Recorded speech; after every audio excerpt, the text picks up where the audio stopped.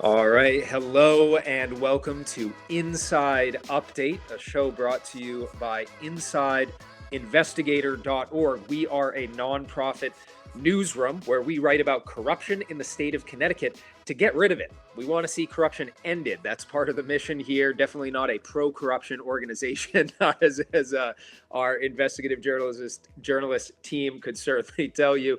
My name's Connor Dragotis. I'm the managing editor here. And I'm joined today by Alex Appel. Talk about her newest investigation. Alex, how you doing today? I'm doing well. Thank you for having me. Fantastic. Yeah, it feels like we're getting into a little bit of fall, or at least summer has broken here. So I feel like everyone's walking around. I saw people wearing sweatshirts yesterday. Everyone's getting into the next season. And I'm excited to chat about your investigation. I'm obviously going to encourage people to go read it, not just because of your wonderful writing, but also because of the visual design. I think it's a fun one to look at, which is always good. Joe did a great job with our visuals on that. Before we jump into what the heck ideal fish is, or was, perhaps, is a better way to say it, I want to mention or just reiterate to everyone watching that this is a program that is in an evolution. So this is live, obviously, which is, I believe this is what, episode 52, 53. So we're still in the first couple episodes of doing this live. It's on Facebook, it's on Twitter. You can actually comment and write into us, and we will see it in the StreamYard platform. But it's also worth mentioning that we are a nonprofit and reiterating exactly what that means. For us, it means that we are entirely reader supported. So those who engage with our investigations and our daily news, your donations are how we survive and thrive. We don't take any government money. We don't run ads. We don't have paywalls. We thrive and truly survive by the generosity of those who we provide value to. So if you are interested in becoming a donor, joining the ranks of those who support us, head over to InsideInvestigator.org, hit that donate button, and that's the end of my spiel. I don't want to take another second away from Ideal Fish. Alex, this is a super interesting investigation. Why don't you give us the 30,000-foot view here? Yeah, so there was this company called Ideal Fish, and it ran a on-land fish farm. And so for people unfamiliar with that term, it's exactly what it sounds like. It is a setting where you grow fish. In this case, it's on land. And it was in Waterbury, Connecticut. And there was a lot of hype about this company. And then it just kind of quietly disappeared off the radar. And there were a number of mysteries and controversies left behind. So this investigation kind of looks at what happened to it and how some of the things that led to the company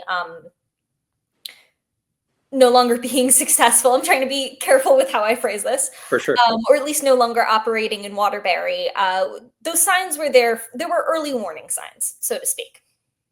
I like the way that you brought this into reality, really did kind of show not just the unique technology that was at play, but also, like you said, it seems like this, even the CEO was aware that this was going to be an uphill battle. So I can imagine it was difficult to manage expectations versus the realities.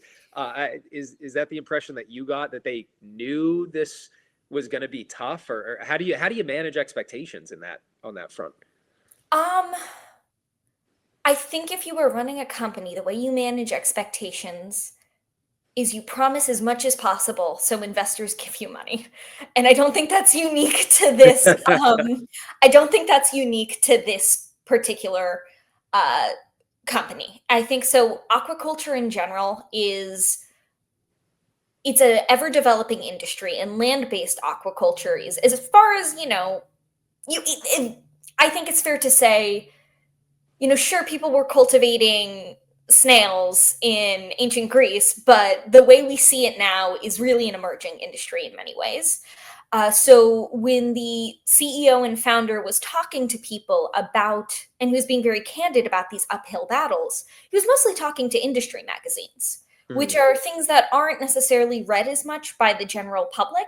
I don't know how often you read Aquaculture North America, um, but they were a great source for this. But and you kind of see these two sides, where when you're talking to people who know about the industry, you're being very candid because you can't get away with not, but when you're talking to more of the general public, you want to be optimistic. Every company does that, and I don't think Ideal Fish is an exception in that way. I like optimism generally. I think it's a good way to live life.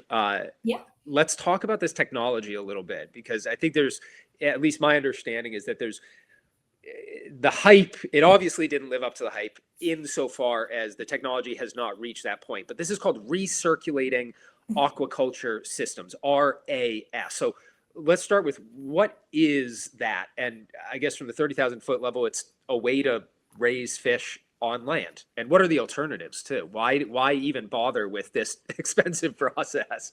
Yeah, so RAS is it's a you have a series. There are many ways actually to raise fish on land, and I'm not an expert, but to my understanding of the land-based methods, this has been the one least prone to disease and mass die-offs. Hmm. You have some underwater pits in some places. That's not what's happening here. You have above ground tanks where you recycle the water, and you can recycle a lot of it. And you also have a lot of control of the environment. You can control the temperature very easily. You can sanitize it, which prevents disease, and also, in theory, will mitigate the need for antibiotics in farmed fish. And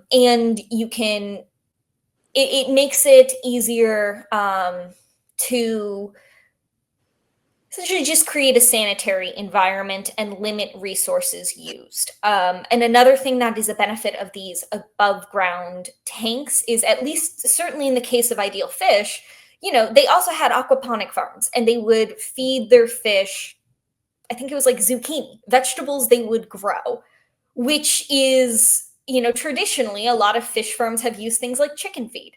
And so if you're trying to sell fish as an alternative to, chicken, or if you're trying to say it's, more eco-friendly than fishing from the ocean, another thing that's very common is called like trash fish, which is like very small fish that doesn't sell well on the market. I think trash fish is a bit of a misnomer. I'm getting too into the details. No, it's good. I love It's anchovies. I fascinating love stuff. sardines. I love herrings. But these smaller fish that don't sell for as much, are often used as fish feed for fish farms. So anyway, long story short, you have these above ground tanks. They give you in theory, if you can make them economically viable and get the resources you need to start up, they give you a lot of control of the environment. You can control how the fish grows. You can control how sanitary it is within, reason. That's always how these things are. And it makes it kind of a more sanitary place, but it's also very expensive. Yeah. And there's also, by the way, speaking of fish farms, what most people think of when they think of fish farms for like fish as opposed to shellfish is pens or nets in the water, in like the ocean. So that's another alternative that's mostly used for branzino, or European sea bass in this case. Okay. And those are just literally like water cages, just enormous pens where they can do. But as you said, there's the additional risk of mass die-offs, or just environmental factors beyond. And also there's the additional risk of harming the environment. This is again, this is being dealt with, but like this is more of an issue I've read about with salmon, but like when you have a pen of salmon and you have wild salmon that swims right by it, if there is a fish in that wild salmon that has a parasite, normally the way nature works is that parasite will kill that fish, it'll fall behind. That parasite spreads to the entire pen, everything's stuck there. The next school of fish to swim by will get that parasite. And that's just one example of environmental harm that can come from open net pens. Okay. So RAS on its face then, hey, we're trying to solve very specific problems in this industry. And, this company did get a lot of positive press. They were, it wasn't just the technology there. They were described as one of the major players in Waterbury's manufacturing scene. And on its face, that seems like an interesting claim. Small company. I think it was, less than 10 employees working there? Or I guess lay out for me why they're considered a major player despite not creating this massive infrastructure and hundreds of jobs or something. Yeah, so it's largely the potential. I think take yourself back 10 years. Fish farming was kind of all the rage for people in the industry. During COVID, the fish market really boomed. People really liked seafood. And there was also a heightened awareness of some of the environmental impacts of not just overfishing, but sometimes standard fishing practices that maybe you can look at from like a population perspective and you say, oh, well, maybe not too many fish are coming out of the water, but it's bad for the environment in other ways. So there was a lot of, among certain groups of people, there's a lot of hype over like the fish farming technology. And the way that Ideal Fish build itself is, this one factory in Waterbury was a proof of concept facility, but they had long-term goals of expanding into building more facilities, growing more fish. They wanted to prove that this was economically viable. And if it was, then you could really make an effort at revitalizing a form of manufacturing in this state. Also, I think it's worth noting, like Connecticut has a Bureau of Aquaculture. I wouldn't say that that is a major focus of the Department of Agriculture. I don't know, maybe someone from that department will disagree, but like it is an emerging industry that the state is also trying to invest in. Okay. And obviously, we picked up Ideal Fish as a topic, right? Investigative newsroom. We investigate corruption. We investigate wrongdoing. We want to ask questions when things maybe aren't on the up and up. What led you to, I guess, like, what is the controversy here? What led this to actually end up putting pen to paper? Yeah, so well, first off, I'll just credit where credit is due. The Hartford Courant did write an article about this, and that is how it first came on my radar. But the controversy is, one, they received government loans, and two, if you're trying, just from the start, this was not an economically viable model, but the way it was billed to people, to potential investors, like it's not just Ideal Fish saying we are the greatest company in the world. There is also, state employees saying, oh my God, look at how great this is. And I wouldn't go as far to say as it's false advertising, but people pay attention to these things. Yeah. And if you're not, too, like their first major investor did water filtration systems, not for aquaculture, but for other just reasons, like at-home filters, aquariums, and so on. So I'm not being like, oh gosh, Pentair, poor victims. Like, they have their own research teams, but like the state played a role in advertising this company that had some serious, as you said, there were some serious uphill battles in front of them, and the state played a role in advertising it. So yeah. I think you can look at that. And then you can also look to an extent at, just the money that was given to this company that was never fully paid back. To this day. Yeah, that's definitely that part we know of. I don't know, maybe since this investigation was published, they actually paid back everything and we don't know about it, maybe in these last few days. As of publication on Sunday, we're doing this on Thursday.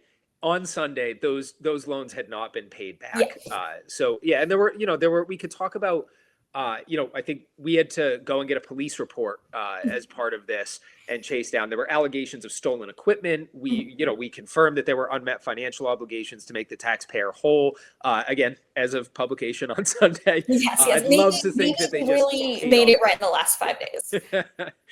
Yeah, that would be impressive. I'd actually, kudos if they have paid off those loans in the last 5 days. I would probably mark that as impact, right? Thank you for putting the pressure on them, Alex.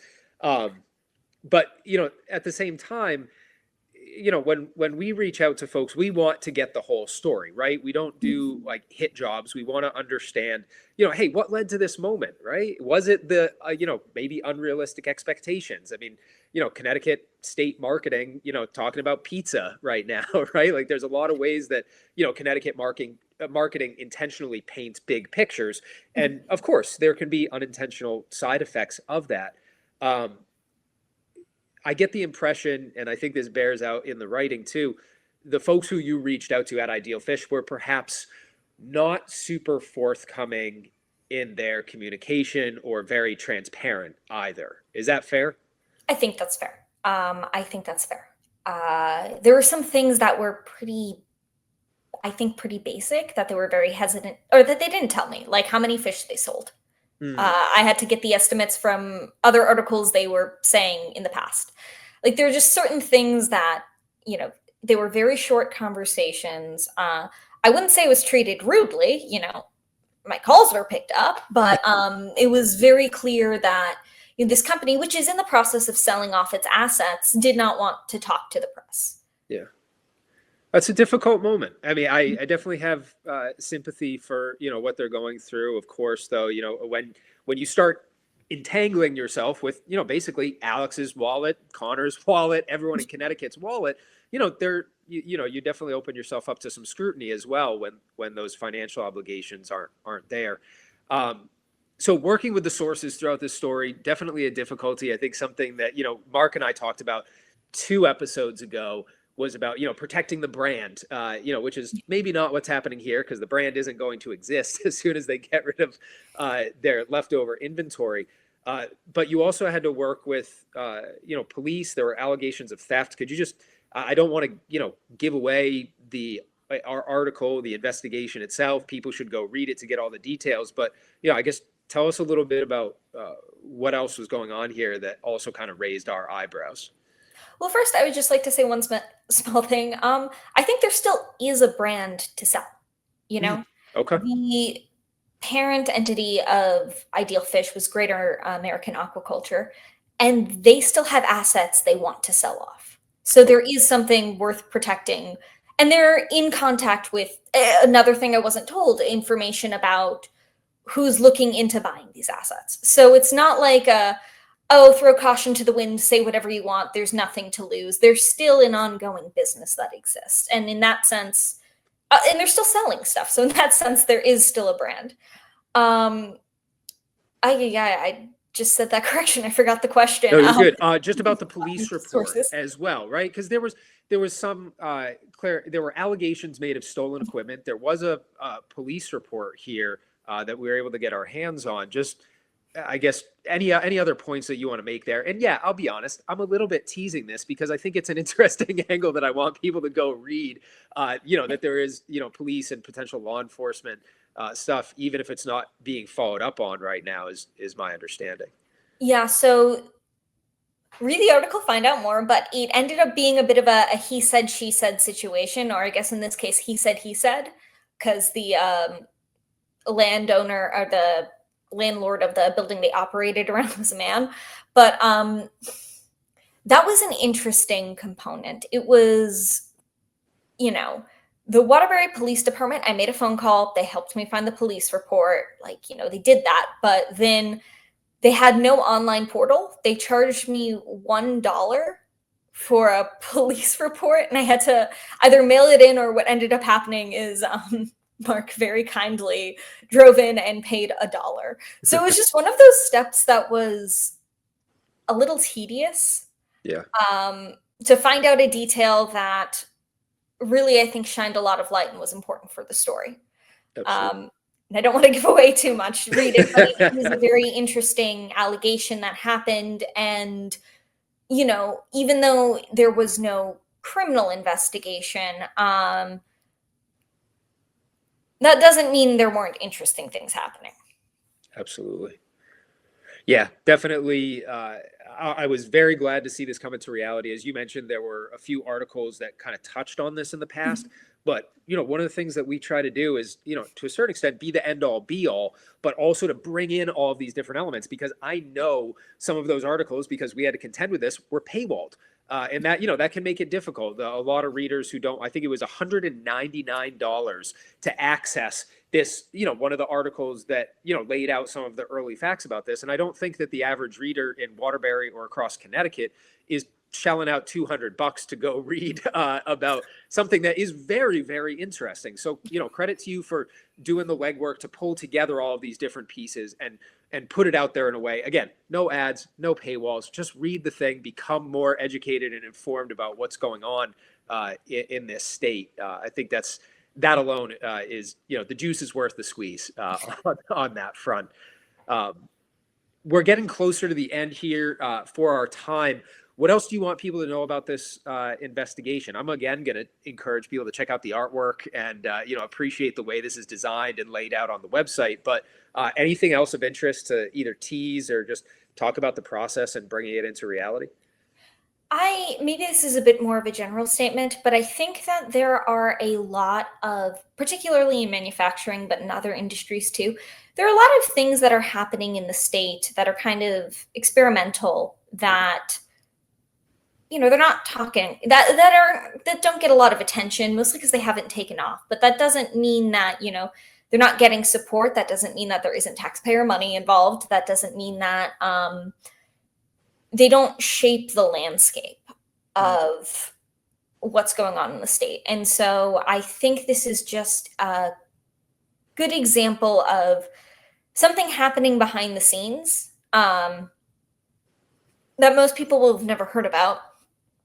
And, the difficulties of innovating in manufacturing to begin with, and the difficulties of trying to revive an industry that, I hate saying the word revive, there's a huge amount of manufacturing output in Connecticut, but the difficulties in trying to, expand a workforce in something that used to be especially in Waterbury, it used to be a really big part of the state, or a part of the city, part of the state. And while there are still vacancies, it just doesn't fill the role it used to. That's such an interesting perspective, and I'm sure that there are a lot of people out there who worked in manufacturing or had friends and loved ones who worked in manufacturing that just don't anymore, right? It's been a busy 20 years here for Connecticut in terms of changes, and I know you touched on that as well. I should also mention, you had a prior investigation, the CCAT stuff, about manufacturing in Connecticut and innovation in Connecticut. So I think these dovetail together really nicely. It's a really interesting topic, and I don't think we've seen the end of it. There does seem to be pressure, at least in government, and I think in a lot of businesses as well, to see that revitalization and that growth occur. I don't know if you want to prognosticate about any barriers or whether you're optimistic, but I think it's, at the very least, it's worth mentioning. There's a push here, and I don't know. I'm in the corner of rooting for people to succeed, and I think that we all are. And if we can clear out the corrupt barriers to making that happen, I think everyone's going to be able to flourish a little bit better. Yeah, I think just one thing I'd add about manufacturing specifically, the CCAT story is, I don't know if we're quite coming up on a year, but it's been many months since it was published. But one thing that was said that I thought was interesting at the time is people are putting a lot of hopes of this, like, new jobs on immigrants and asylum seekers coming from Central America. That was something I was told directly by one of my sources. So obviously things are changing on that front as well. Yes. All right. That gives me the perfect in to tease two things, which is two more Alex investigations that are coming. One is going to be coming out this Sunday. We're doing back-to-back weeks with Alex investigations coming out. It's called Goodwill ? And then there's the rest of that headline that I'm not going to release now. But needless to say, there's some very interesting things involving probate and estates that Alex takes a look at. And you also kind of teased another thing, which is immigration, which I think, man, is that due date like today for that draft? So I'm excited to read like what's going on. You've done some really interesting work here. So keep an eye out in the next month and a half for that investigation as well. Alex, just, credit to you for pursuing really interesting, unique topics. I think it's something that the Connecticut journalism landscape desperately needs. It is a true public service and truly a great service to our readers. So thank you for that. Before we wrap up, anything else that you want to throw out there other than our general call for tips and communication? Yeah, tips, communication, read the story, and yeah, just there's always more. So, keep stay tuned, and also read some of the past investigations that we just recently published. They're also really great. Turns out a lot of them are award winners too. So Yes, got yes. a growing list of wonderful investigations to check out. You can see all of those, read all of those, check all of those out at insideinvestigator.org. Of course, as I mentioned, if you want to help support our nonprofit newsroom, we are 3.5 years old, and we're having a lot of fun here, doing some really important work. And just, again, huge love, great credit to all of our investigative reporters on this team, constantly digging into new and unique things. If you want to reach out to them with a story of your own, email tips, TIPS, at insideinvestigator.org, and we will be thrilled to receive that communication. We will be back in 2 weeks, and until then, be well, stay safe, and stay informed.